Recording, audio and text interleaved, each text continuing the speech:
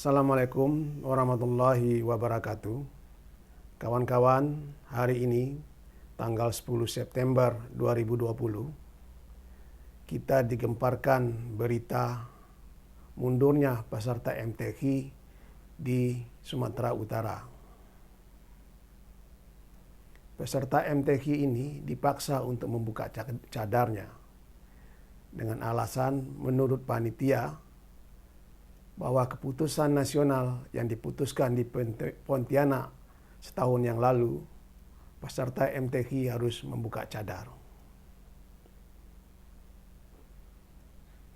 Karena peserta ini tidak membuka cadar, maka panitia mengatakan kalau pesertanya tidak membuka cadar, maka didiskualifikasi. Karena peraturan itu, akhirnya peserta MTQ ini mengundurkan diri dalam keikutsertaan sertanya dalam MTQ tersebut. Cadar ini hanya mazhab Hambali yang keras mengatakan cadar ini adalah wajib. Di Syafi'i ada yang mengatakan wajib, ada yang mengatakan sunnah. Sementara di mazhab Maliki dan Hanafi itu sunnah. Tapi sunnahnya itu adalah kalau mengundang fitnah maka dia wajib. Artinya selagi tidak mengandung unsur fitnah maka dia sunnah. Itu kalau soal cadar di mazhab keempat mazhab yang ada. Jadi kalaupun mengandung fitnah maka dia jatuhnya wajib. Jadi walaupun dia sunnah, cadar itu adalah menutup aurat menurut orang yang memakai cadar. Kalau misalnya dia disuruh melepaskan cadarnya, berarti dia harus membuka auratnya. Itulah makanya peserta itu meninggalkan tempat MTQ. Sekarang kita balik. Maukah jurinya membuka celana? Membuka auratnya? Kita balik. Toh kan nggak mau. Sama dengan peserta MTQ tadi. Itu auratnya. Kalau kita mau bicara Pancasilais, juri-juri ini tidak Pancasilais. Memaksa orang membuka cadar di wilayah sama-sama Islam. Dan yang lebih ngeri lagi, di wilayah memegang Al-Quran dan membaca Al-Quran. Ngeri ini.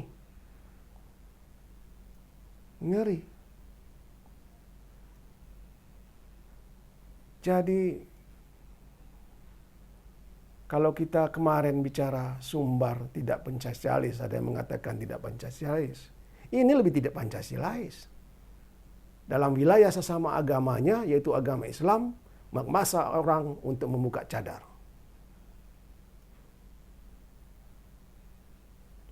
Saya menyarankan kita evaluasi sajalah.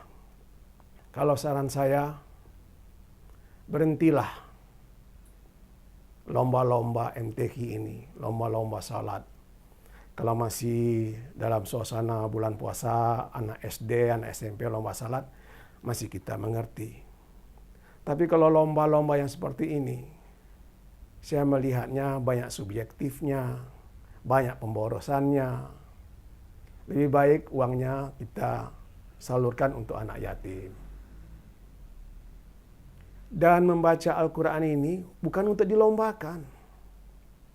Membaca Al-Quran ini adalah kewajiban setiap manusia. Fardu ain. Dan membaca Al-Quran itu adalah ibadah. Ibadah itu bukan untuk dilombakan. Ibadah itu adalah keikhlasan. Dan rasa cinta kita kepada Allah. Jadi kita kalau bisa berhentilah lomba-lomba ini. Lebih baik kita giatkan orang tahfiz Al-Quran, baca Al-Quran, masing-masing. Bagaimana Setiap orang yang beragama Islam bisa membaca Al-Qur'annya dan bisa menjalankan Al-Qur'annya di kehidupan sehari-hari. Itu yang diminta oleh Allah, bukan lomba. Jibril bilang kepada Rasulullah Muhammad SAW, Iqra itu, membaca Al-Quran itu, membaca Al-Quran artinya kita memahami dan mempelajari Al-Quran. Setelah kita pelajari dan kita paham, kita aplikasikan kepada kehidupan kita sehari-hari. Itu maunya Allah, bukan lomba.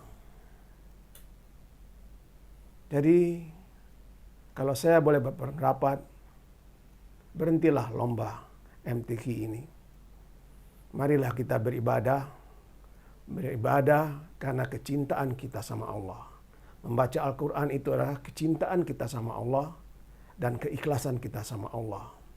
Dan kuncinya ibadah itu diterima oleh Allah adalah keikhlasannya.